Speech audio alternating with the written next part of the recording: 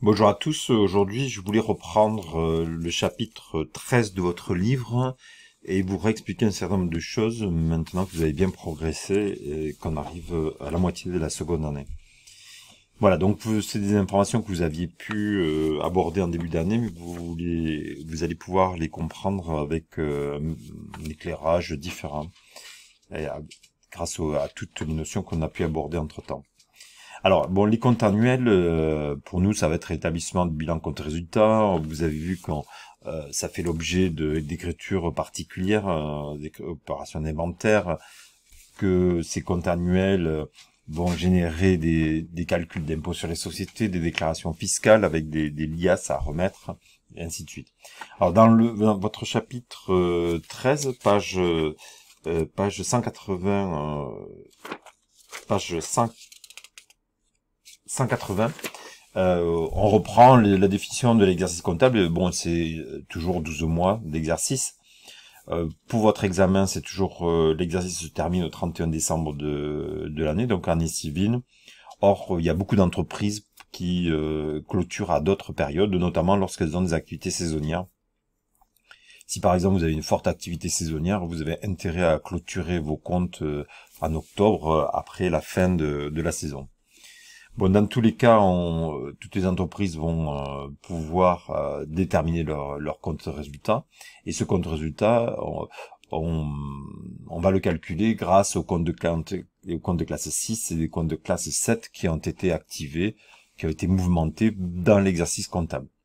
Voilà, donc en fait, pour déterminer ce résultat, on va annuler les comptes de classe 6 et annuler les comptes de classe 7. Et si les produits sont supérieurs aux achats, eh bien ça génère un bénéfice qui va être comptabilisé en compte 120.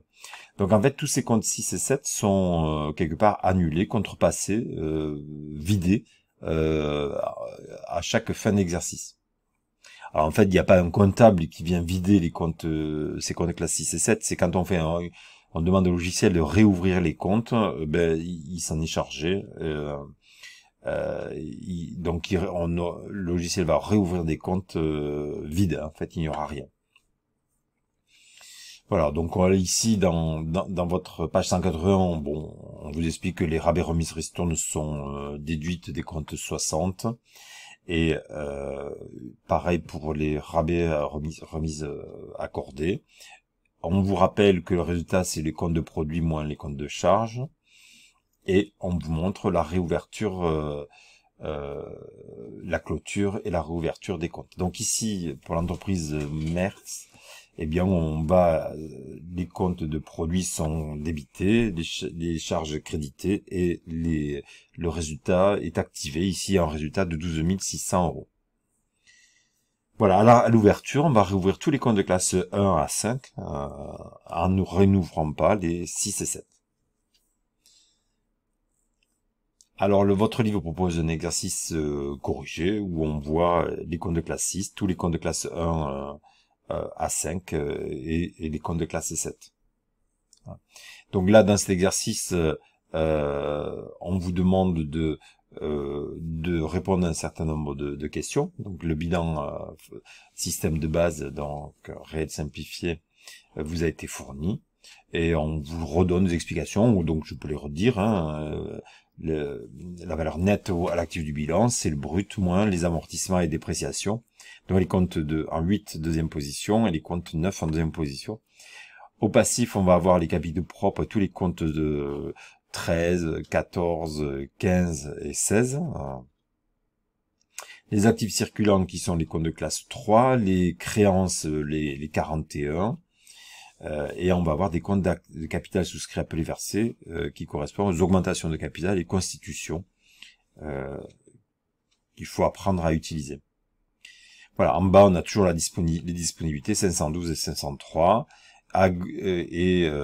Au passif, on va retrouver les comptes de classe 40 correspondant aux dettes, toutes les dettes fiscales, fournisseurs, etc.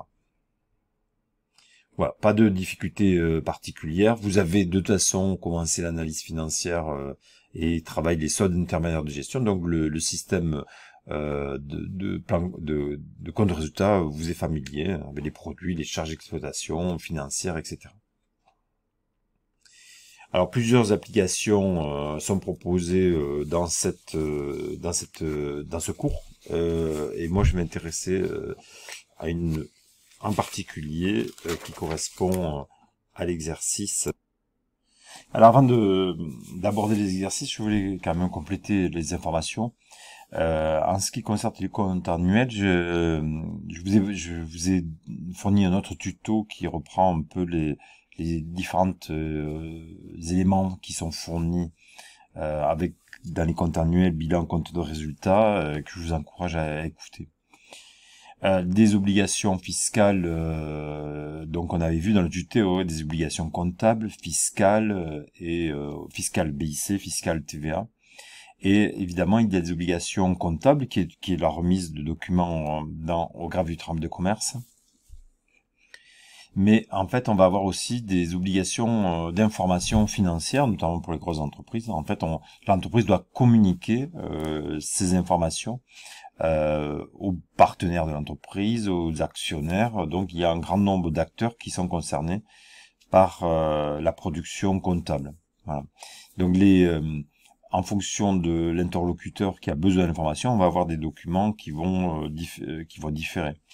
L'administration fiscale, ça va être une liasse fiscale très complète avec de nombreux formulaires. Les associés actionnaires auront plutôt besoin d'un rapport de gestion plus économique. Et les greffes du tribunal du commerce, ce sera un certain nombre de documents très spécifiques. Avec un bilan, compte résultat et une liste qui leur est propre. Donc cette communication financière, elle est très importante pour tous les tiers de l'entreprise qui vont être en interaction avec elle, que ce soit actionnaires, fournisseurs, clients, enfin tous les opérateurs banquiers. Donc cette information financière, elle est très importante. Alors, dans votre cours, sur votre livre, on vous redonne les seuils. Donc là, ce sont les seuils comptables. Le livre est ancien, il faudrait contrôler les seuils actuels. Ces seuils donc sont dans le tuto, je vous en parlais, trois critères: chiffre d'affaires, total bilan et nombre moyen de salariés. Et quand l'entreprise dépasse 2 de ces critères, eh bien elle est assujettie à une présentation ou en réel normal ou présentation simplifiée. Voilà.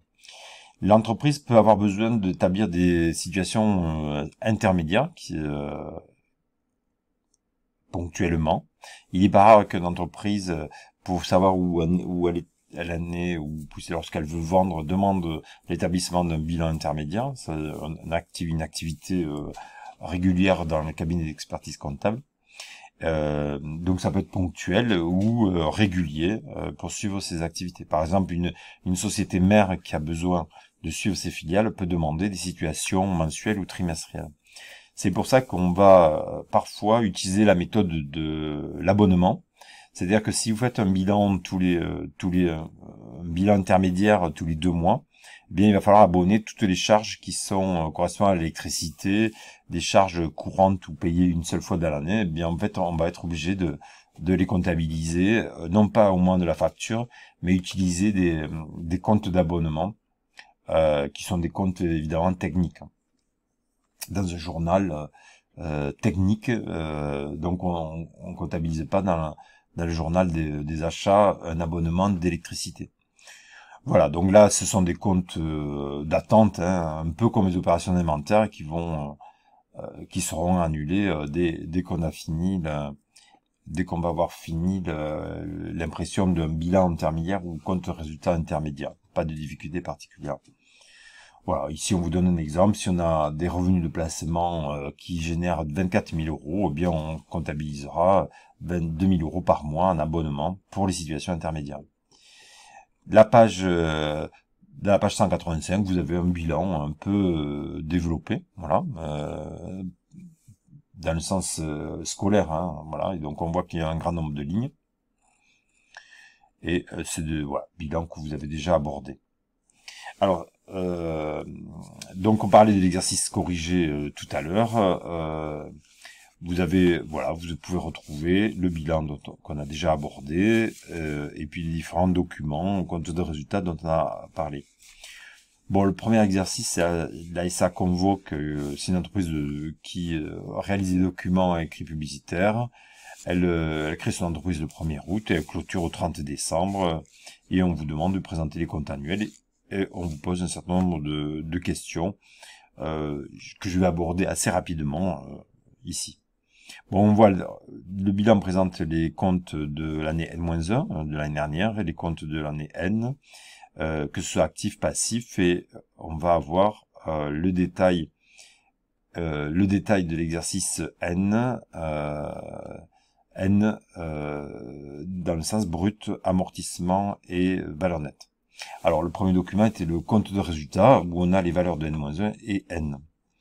Alors, dès à présent, on peut, quand on regarde les comptes, eh bien, on peut voir des choses, supposer des choses assez rapidement. Voilà. Déjà, quand on a le compte résultat, eh bien, on peut regarder si l'entreprise est en bénéfice, c'est en perte. Alors, on peut regarder le compte résultat ou le bilan. Et ces bilans, voilà, permettent ça. Mais par exemple, si on regarde rapidement, on voit N-1, l'entreprise était bénéficiaire. Alors, N, elle fait des pertes, moins 3500, peut-être en cas euros.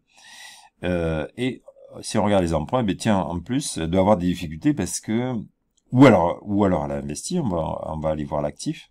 Elle n'avait pas d'emprunt, donc elle était à forte autonomie. Et on voit qu'elle a emprunté 130 000. Donc déjà, 130 000. Elle n'a pas fait d'augmentation de capital. Et on voit ici que l'année dernière, le résultat, eh bien, a servi à alimenter la réserve légale et des autres réserves. Ça veut dire quoi? Ça veut dire que les actionnaires, eh bien, n'ont pas distribué le bénéfice, ils l'ont mis en réserve. On le voit ici, puisque les réserves ont augmenté de 100 et de 1900. Ensuite, à l'actif, on peut raisonner qu'en valeur nette. Eh bien, on voit qu'on est passé de valeur nette 19 000 euros à N-1 pour l'immobilier, matériel de bureau informatique, elle est passée à 125 000. Donc, elle a eu un gros investissement par rapport aux autres chiffres. Ses stocks ont également augmenté et ses créances clients ont elles aussi augmenté. Donc, la question à se poser, c'est est-ce qu'ils ont eu plus de clients ou est-ce que ils payent moins rapidement? Voilà. Et la banque qui était de 3000 ou de 3 500 000, et bien qui était positive en N-1, elle passe au passif, donc c'est un découvert bancaire. Donc vous voyez qu'un simple bilan donne une image vraiment de la situation de l'entreprise. Alors évidemment, rien n'est sûr de ce qu'on a dit, mais c'est des simples observations. Alors, retrouvez les résultats que remarquez-vous. Bon, on l'a dit, faites une analyse de l'évolution des comptes et réalisez en termes de chiffre d'affaires, endettement et résultats. Et effectivement, on peut aller revenir dans l'activité. Les prestations de services sont passées de 46 000 à 150 000. Donc, elles ont fortement augmenté, presque multiplié par 3. Les achats, les charges ont augmenté aussi. Et on voit qu'on a une forte augmentation des charges de personnel. Donc, cette entreprise s'est lancée dans des activités nouvelles. Elle a investi dans du matériel. Elle a conservé son bénéfice dans l'entreprise. Donc, elle a progressé, son activité s'est développée. Mais malgré tout, elle a réalisé des pertes. Donc, peut-être qu'il faudra revoir les dépenses de courantes. Alors, on saute souvent sur les charges de personnel, mais bon, c'est bien le personnel aussi qui ramène la valeur ajoutée. Donc, c'est à étudier plus finement. Et pour l'endettement, et bien maintenant, avec son emprunt de 130 000 par rapport aux capitaux propres, elle se retrouve très endettée. Voilà. Donc cette entreprise ne pourrait pas faire face à aucun choc économique extérieur, puisque elle a un ratio d'endettement très élevé.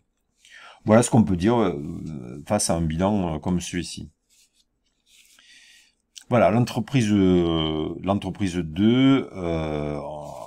on vous présente les écritures d'inventaire à passer. Donc ça, vous avez, voilà, on vous dit clôturer les comptes de 6 et 7. Et moi, ce qui m'intéressait, c'était l'entreprise EIRL DV 9000. qui présente un certain nombre d'informations et on vous demande, je voudrais que vous fassiez les documents qui sont annexés au bilan compte résultat, c'est-à-dire les tableaux de variation. Alors je vais vous expliquer un petit peu le détail, comment les analyser, peut-être que vous les avez déjà rencontrés dans d'autres processus. Donc ici par exemple on nous fournit le détail des immobilisations et on voit qu'en N-1 on avait une valeur brute de 7500. En N, la valeur brute est de 7500 en valeur brute. L'outillage industriel il est passé de 40 000 à 75 000. Bien, c'est ces informations qui vont nous permettre de compléter ces documents de variation.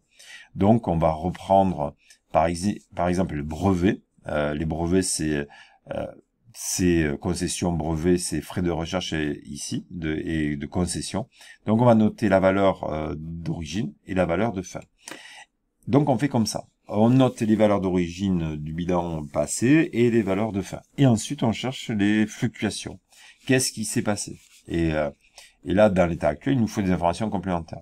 Alors, on voit par exemple que dans les outillages, qui est passé de 40 000 à 21 000, eh bien, on a acquis une machine. Donc, une machine qui avait été acquise 10 000 euros a été complètement mise au rebut. Donc, on a fait la sortie de l'actif. Donc, on sait que les immobilisations ont diminué de 10 000. Donc, dans la colonne diminution, on doit retrouver 10 000 ici, dans le matériel corporel.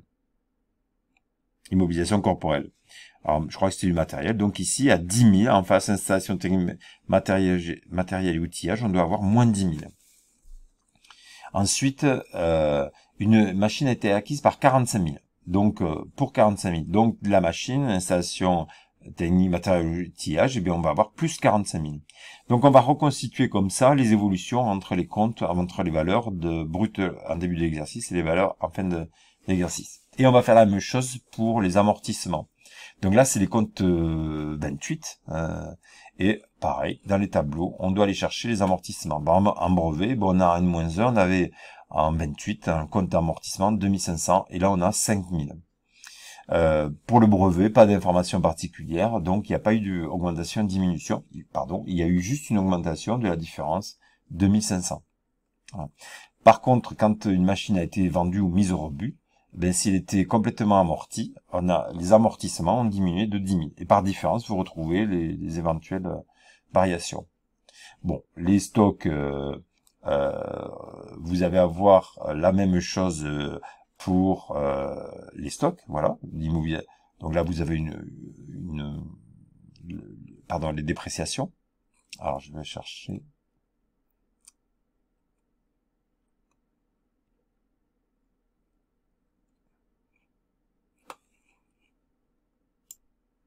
Alors j'ai cherché les stocks, je les ai pas trouvés, mais par contre vous avez le tableau des dépréciations à compléter. Donc les stocks, il y avait des dépréciations en début d'exercice, des dépréciations en fin, et il y a eu des mouvements, reprises et nouvelles dotations. Donc vous allez devoir compléter ces dépréciations sur les stocks et les créances. Voilà. Et puis on a les provisions auxquelles il faut faire il faut appliquer le même mécanisme. Voilà, donc je vous laisse travailler, je vous dis à bientôt.